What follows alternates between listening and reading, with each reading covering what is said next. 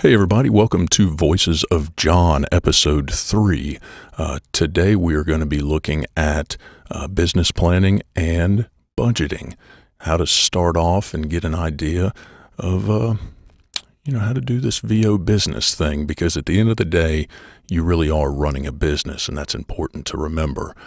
So anyway, I'm going to get through this fighting off a little something. It seems like a lot of people are. There's something going around, but my 6 subscribers need me. So anyway, here we go. Hope you enjoy it.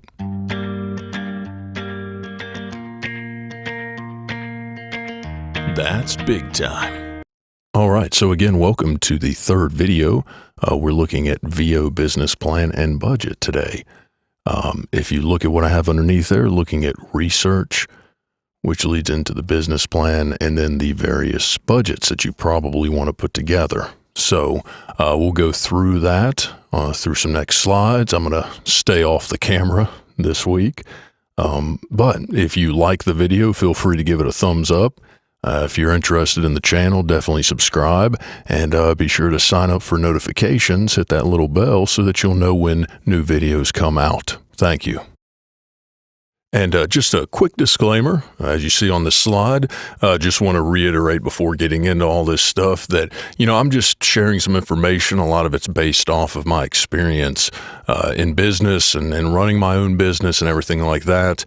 But as you see at the top there, I am certainly not a certified financial planner.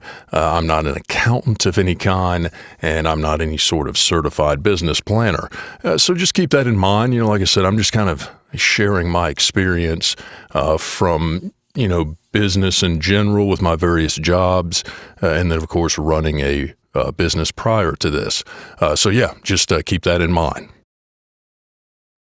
All right, so let's just assume that you might be sitting there thinking, why have a plan? Why sit through this thrilling video with some guy talking while pointing to slides? Well, I think it's important, with a lot of things in life to, of course, have a plan. But when it comes to voiceover, I think it's easy, and I say this because I've definitely experienced this. It's easy to get wrapped up in the idea of voiceover as definitely a craft and almost an art form. You have the excitement of starting something new and learning all this information and, of course, performing.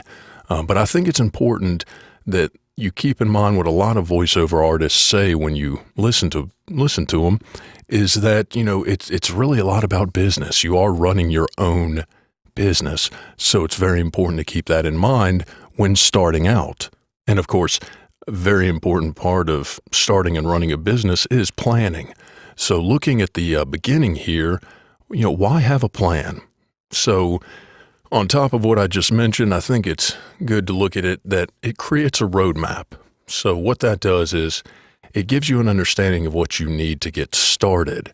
And then once you build out that plan and have that true roadmap, it can give you an understanding of what you need to do to continue from any given point.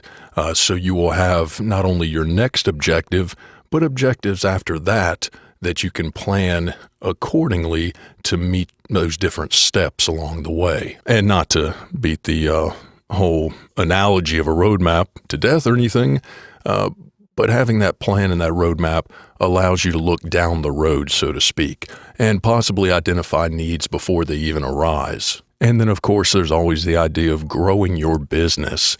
And again, having a plan provides an overall picture that'll make it that much more clear with what you need to do to help with your growth strategy. And the other thing I think is that it gives you peace of mind, which is very important when you're starting something new and there's that excitement, but there's also worry that comes with that because it's all new to you. So having a well thought out plan can definitely provide peace of mind as you get into all of this excitement. So of course, to start off any sort of plan, I'm going to again focus on research, and that is the starting point. I covered some of this in my previous video, although that was more, just kind of to get an idea of the industry and the different resources that you could use. For this, you're looking at all the different elements that are going to add any sort of cost up front that can play into any sort of budget you want to put together, and then planning as well, kind of your general business plan. So we're looking at research for equipment, marketing strategies, and then any other considerations that, again, will add costs. As mentioned previously, they're listed right here. You have internet, just in general, YouTube, podcasts, which I wanted to mention a specific podcast. In the previous video, I mentioned VO School Podcast. There's actually an episode, which is episode 12, where he speaks with Tom and Robert. It is specifically about business and legal issues when starting and running a voiceover business. And then as far as putting together a small business plan, the SBA, which is the U.S. Small Business Administration, has a lot of resources that you can lean on and will actually help you outline and put together a business plan. On this slide, I took some things from the SBA website that gives you an idea of kind of where to start and how to put together your business plan.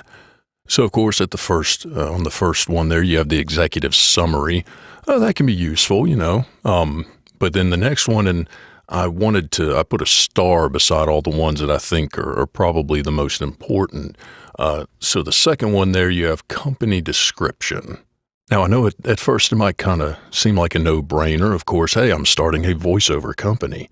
But you might want to just go ahead and write out, a couple sentences as far as what, starting and owning a voiceover business means to you. Then, of course, you have the market analysis, which is all that research that I keep going back to about the industry, the voiceover industry, the market, and then, competitors. I mean, you can definitely, there's definitely a nice community within voiceover, and there's a lot of business out there. So, maybe competitors is a strong word to use and might not be the correct term, but you certainly are going to run into situations where, you're up against other, artists, you're auditioning. So, something to keep in mind as far as the competition. You might think about, the genre you're going into, maybe even like the characteristic of your natural voice. So what you might be going after as far as promos and commercials,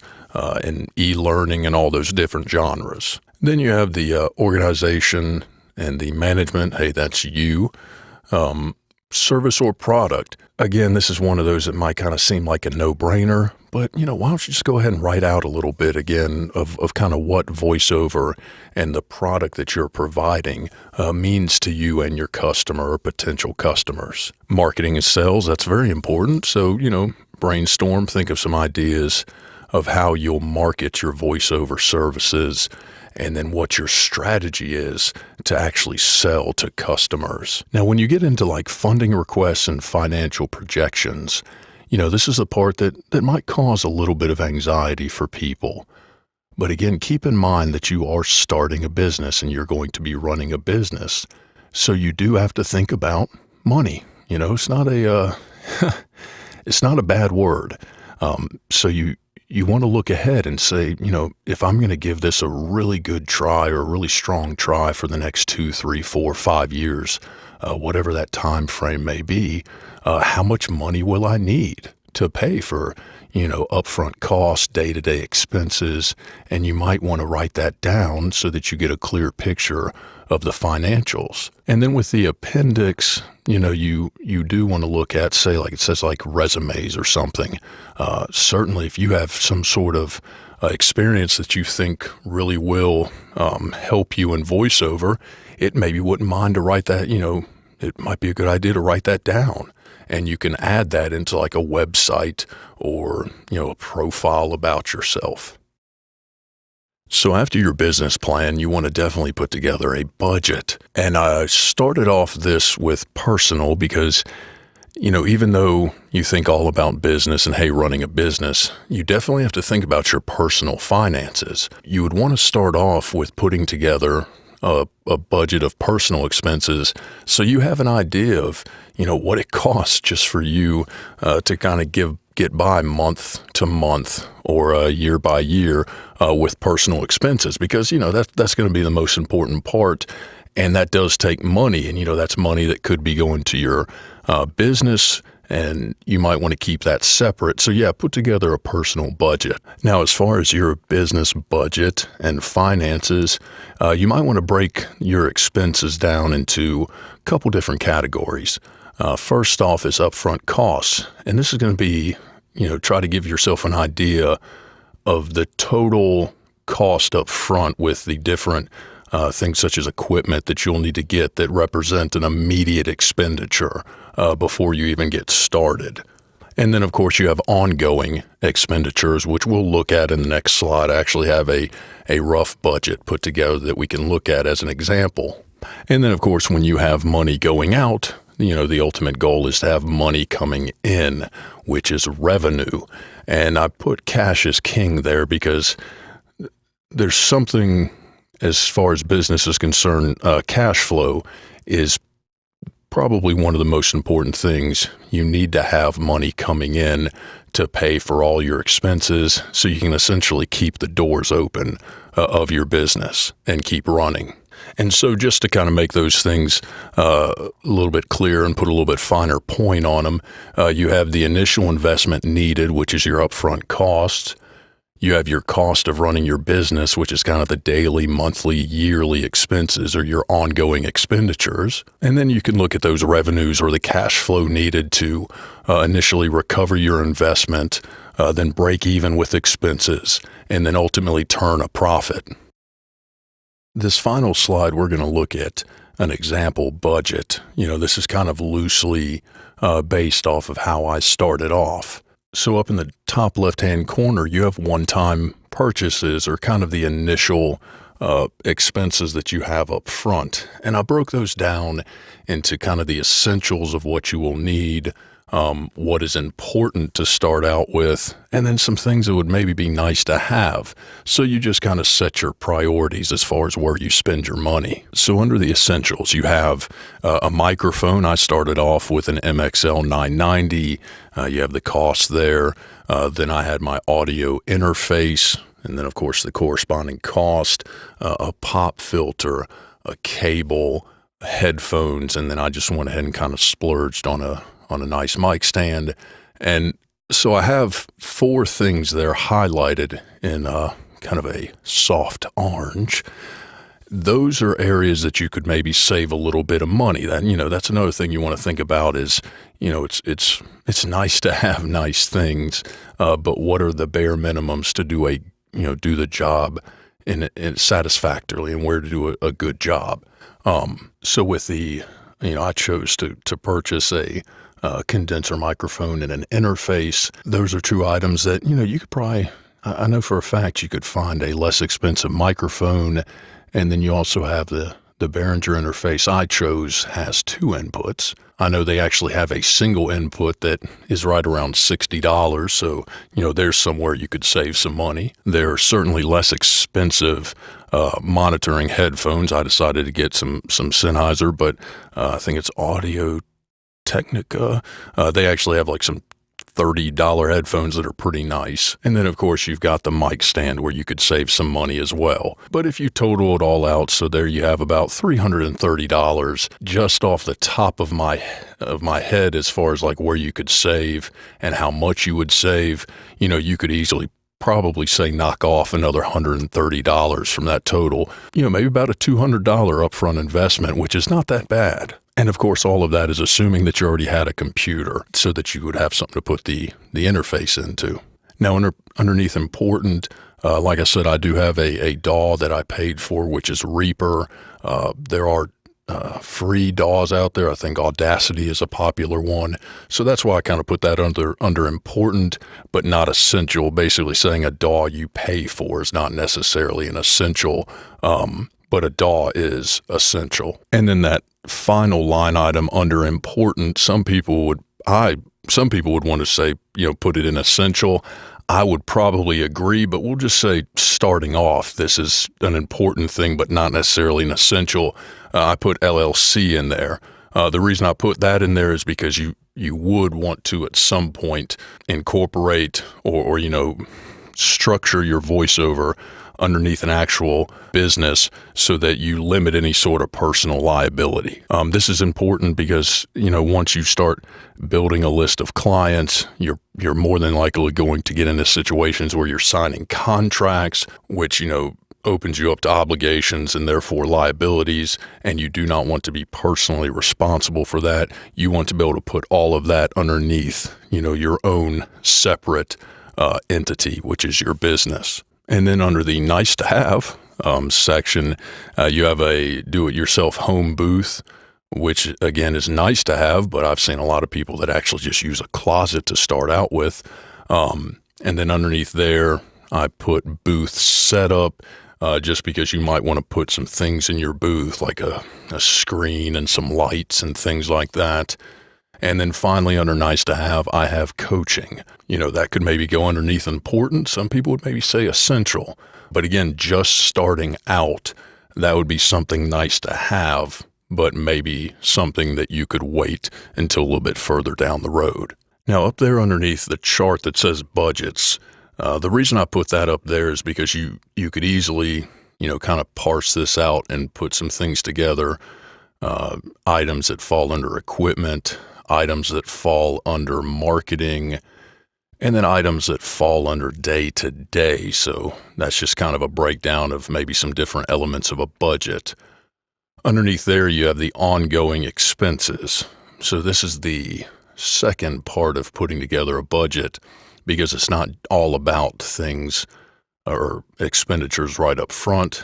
There's just a cost to keeping a business and running a business and keeping the doors open and operating. Underneath there, and this ties into marketing, I added those up and put it up top where the budgets are. You have domain registration, and I broke that down to a monthly and a yearly cost.